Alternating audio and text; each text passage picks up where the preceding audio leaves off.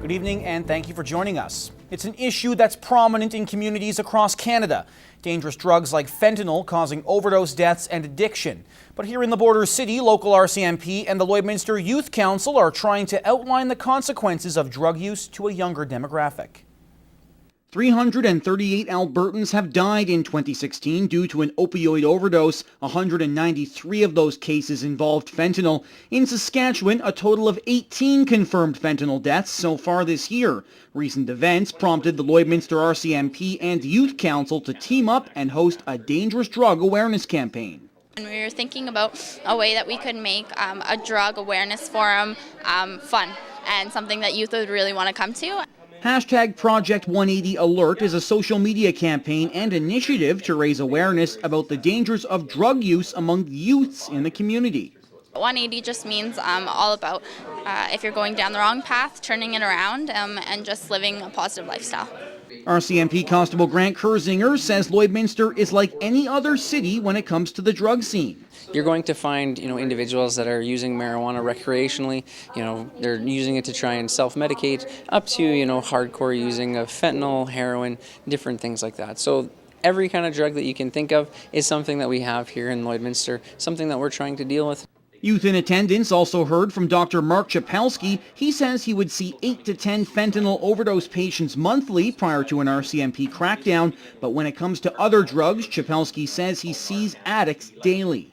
We see in our emergency department a lot of people in their 20s that have these chronic problems. And if someone had talked to them back when they were 14, 15, 16, maybe they wouldn't be in the emergency department with those chronic problems and would have a more productive lifestyle. A few members of the Lloydminster Bobcats also spoke, coming back from a recent trip to Vancouver's East Hastings, where they did witness a death due to an overdose. When you see that, you realize maybe not right at the moment, but that person right there has passed away and they were no longer living because they chose to shoot up on the street. At the end of the forum, one message was clear. All of these drugs, whether it's alcohol, marijuana, fentanyl, other opioid drugs, all come with consequences and all come with health concerns. And no one can make a choice for them. They're young adults. They want to be independent, and the more information they have, the more knowledge they're given, the better choices they'll make. Well, ambulance issues have been brought back to the forefront in Lloydminster, with one woman alleging her husband could have died due to the lack of efficient service. It's been a hot-button topic for years, especially with seniors who are more prone to heart attacks and other life-threatening incidents. But has concern and anger clouded the reality of the situation? Gina Martin finds out. This is Phyllis Hunchak. Last month, her husband suffered from a heart attack while they were traveling to Vegreville.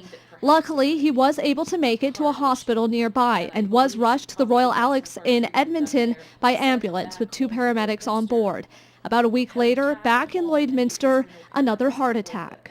So I personally rushed him to the hospital because I knew our ambulance service was basically a taxi service.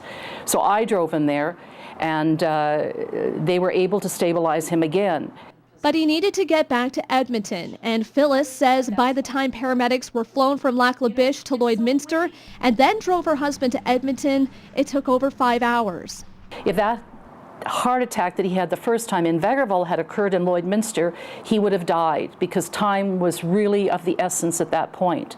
Lloydminster's ambulance service is a joint system between Alberta Health Services and the Prairie North Health Region and is operated by WPD Ambulance.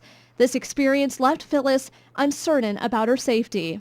It makes you very angry because I'm an Alberta resident and I owned a business here for 30 years. I've lived here for 37 years, and now I'm basically being forced to leave this community. And not because I want to, but because I want to save my life. Well, the annual Gift of Christmas campaign is underway. Once again, Newcap Broadcasting is collecting gift donations for kids who might not otherwise get a Christmas present. Demand is expected to be high this year, and gifts should be donated unwrapped. We like them unwrapped so that we can tell whether they're for a boy or girl and what age group to place those in. And like I say, we have need for everything this year, every different age group. Price says the campaign makes a big difference for struggling families. I can see when I go to someone's house the joy that's on their face because they know they're going to be able to give their kids something for Christmas. So just to see what stress is taken off the parents is just huge for Christmas, and everybody should be able to celebrate Christmas, right? To find out where to donate, visit the Real Country website or drop it off here at Newcap Television until December 9th. Families can apply to receive gifts at the Salvation Army. Well, a cat and a rabbit are the two animals featured for adoption in this week's Pet Project. Candy is a 2-year-old tortoiseshell cat, and Snowdrop is a 4-year-old rabbit. Here's John from the SPCA.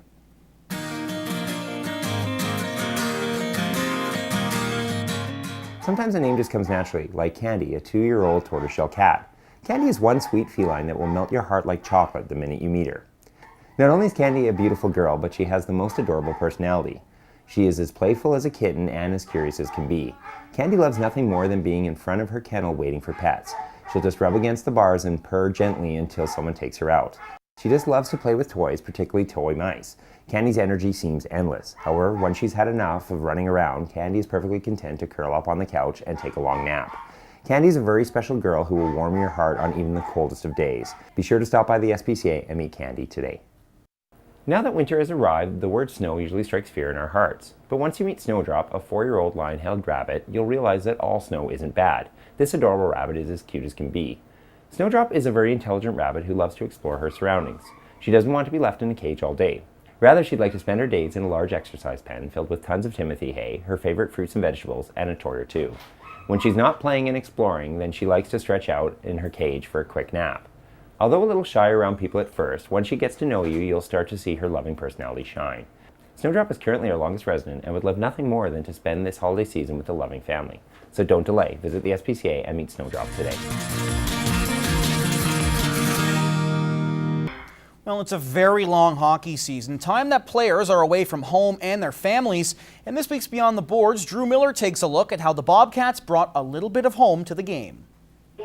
It was a special weekend for the Bobcats as parents of each player came to Lloydminster to watch their kid play, some coming from as far as Ontario. I told the boys, you get to play in front of mom and dad like you always did when you're young, right? And it was a great opportunity, and I thought the boys had a little bit of step in their skate today. Zach Kaiser is from Orangeville, Ontario, and his parents flew in to watch their first live Bobcat hockey game. It's awesome just to get a glimpse of what his life is like here and who he's hanging out with and the people he's getting to know and the things that he's doing and just seeing what makes him happy. They haven't seen me, I think it's like almost 3 months now that I've seen them last. They haven't seen me play in an actual game for, I don't know, almost half a year now, just from last year. And it's nice that they're always able to make it down. Being at school last year as well, it's hard for them to make and come and watch a game. And I was happy I was able to put up some points and have a good game tonight for them.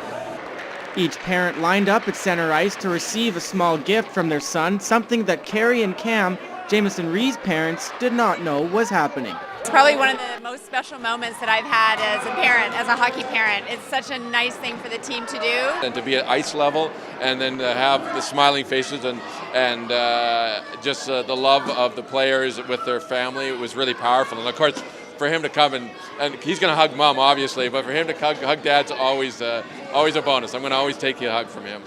The Bobcats came away with the victory, which proves all they needed was a little taste of home. Drew Miller, Newcap Sports.